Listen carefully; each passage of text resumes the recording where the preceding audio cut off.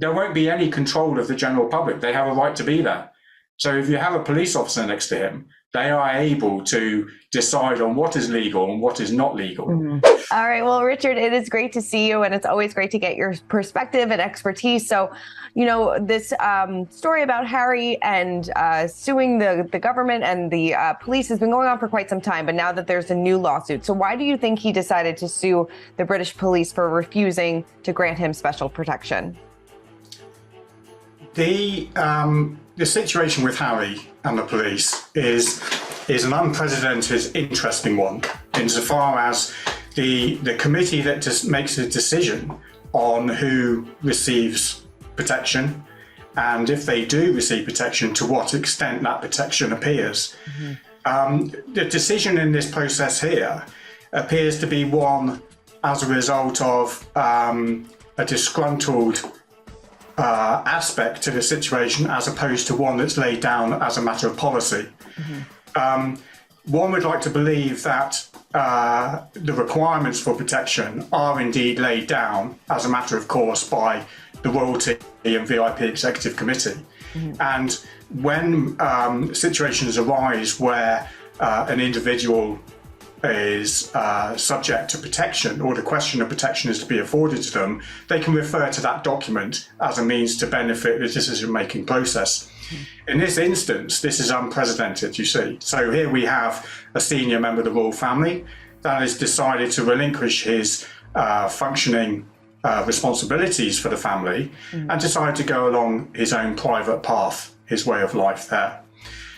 It's a very dangerous situation where you have a high-profile individual who normally receives police state protection as a result of his position, to then remove it based on nothing other than the fact that he has relinquished his functional duties to the royal family. There is a situation where it is alleged that people have been involved in that decision-making process from senior staff members of the royal household. And I think that Harry was very interested in finding out who was actually involved in the decision-making process, which was subsequently declined. The first court case, or the first hearing, was really based on the fact of why is the UK government, the Home Office, deciding not to provide protection to him. The second one, of course, is Harry's rebuttal to the fact that the immediate response of the UK government was such that the UK taxpayer, shouldn't be expected to fund his police protection. In response to that, Harry's turned around and said, look, I'm quite willing to pay this myself.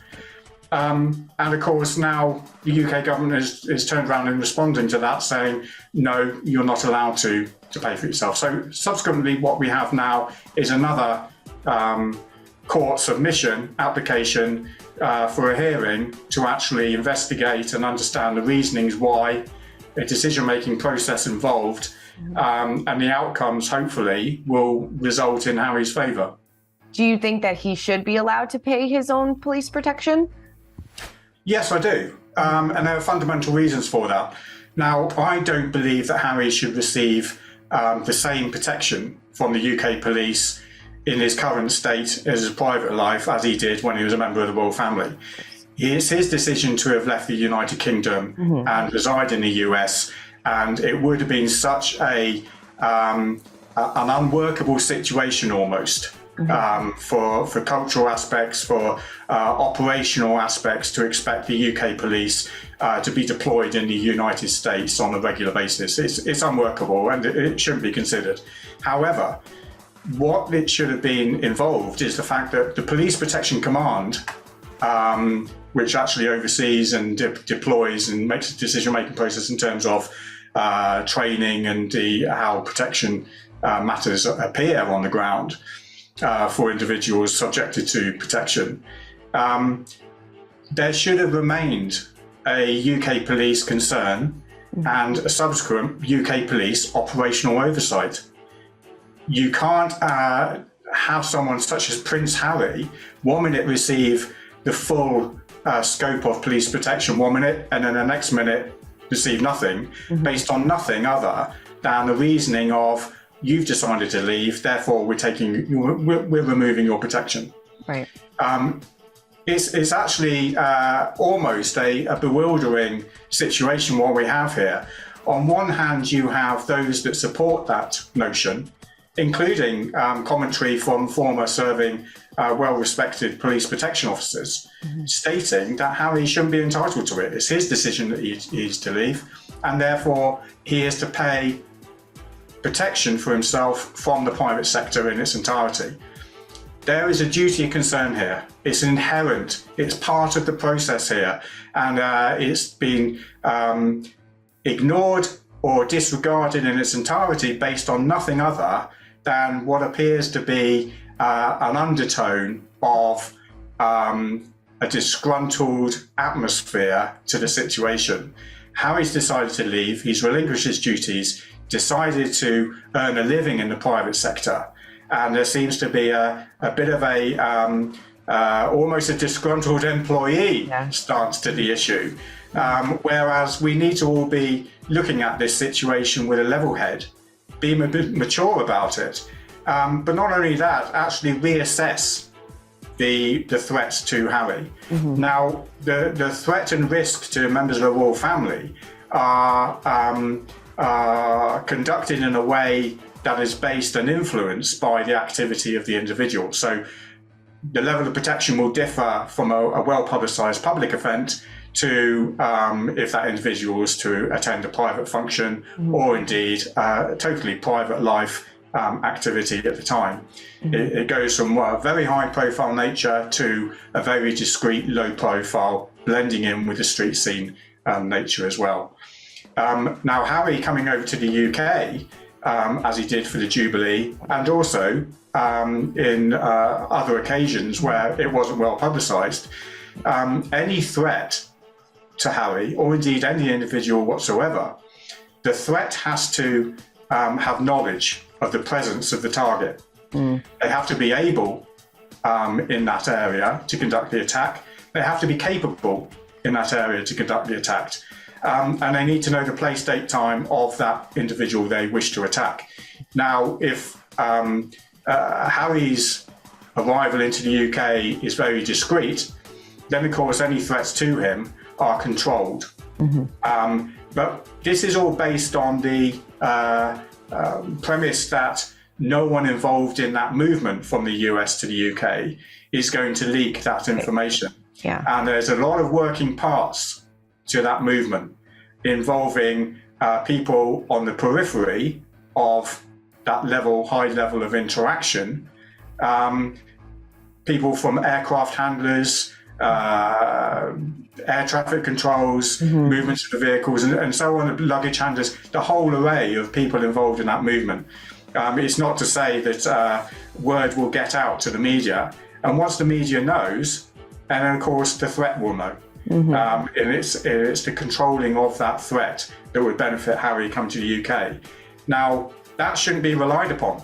It just shouldn't be relied upon. It shouldn't be part of the process. It should be, the threat against Harry should be viewed as a stance of, here we have a member of the royal family who has received police protection as a constitutional right, according to his position and his seniority in that family. Now, Harry leaving the royal family or his functional duties of the royal family to go to the US, yes, it should be a private solution in terms of delivery of security to him. But it needs the operational oversight of UK Police Protection Command with the link to intelligence flows from diverse agencies. And also that oversight can ensure that the operatives employed on the ground from the private sector are indeed fit for purpose. When he comes to the UK, then police protection to be afforded to him, but at the cost of Harry.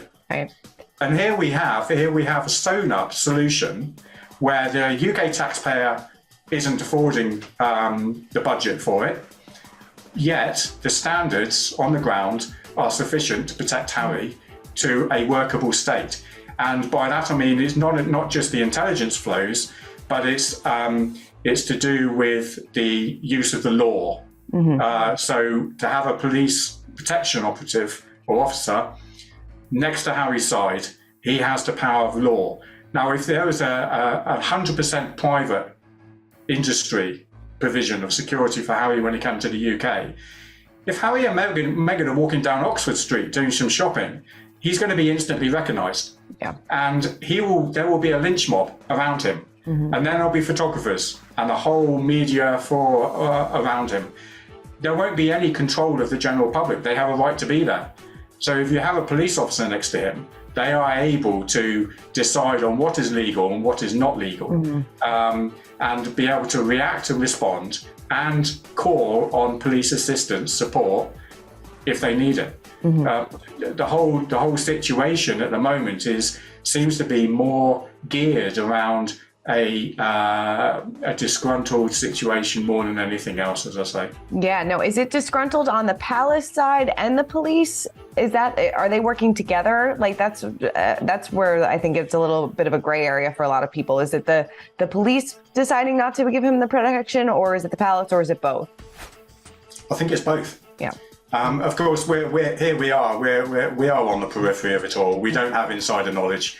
We can only guesstimate the situation, and the result of what it is right now speaks volumes. The inference is such that senior members of the royal household have taken offence at Prince Harry's comments and what's gone on in the background, but also the police situation as well, making a stand on it. It's a combination of many dynamics in play. On one hand, you have the situation where the RAVEC, the Royalty and VIP Executive Committee, have to make a decision in these unprecedented times. Another dynamic is the influence of the royal household staff, and the other dynamic is those supporting Prince Harry's situation. And it's a conflict of interest. It's a conflict of personal opinion on the situation as opposed to professional opinion. It's the politics of emotion that have taken precedence and priority over politics of rationality. And it's vitally important that Prince Harry receives the right and proper protection. There is no other reasoning or excuse or exemption or anything laid down where Harry should not actually be afforded this protection. The immediate knee-jerk response of saying, well, the UK taxpayer shouldn't be affording this protection has now been throttled by the very fact that Harry is offering to pay for it in its entirety. Right. Harry normally received a certain level of protection in the UK when he was a functioning member of the royal family, and coming over as a private citizen, that appearance of protection could be much reduced. It doesn't have to have the involving the police outriders or any high-profile move. It can be discreet and it can appear as a couple of vehicles. But as long as they have that police oversight, the police link there, the intelligence flows, the operational command structure, it will make all the difference. You can't expect a poorly trained private security industry, and I'm talking on a global scale, not just the UK. You can't expect a poorly trained private security industry to provide anywhere near the same level of protection as the government. For more news content and exclusive interviews, make sure to hit the sub, like, and bell button down below and visit usmagazine.com.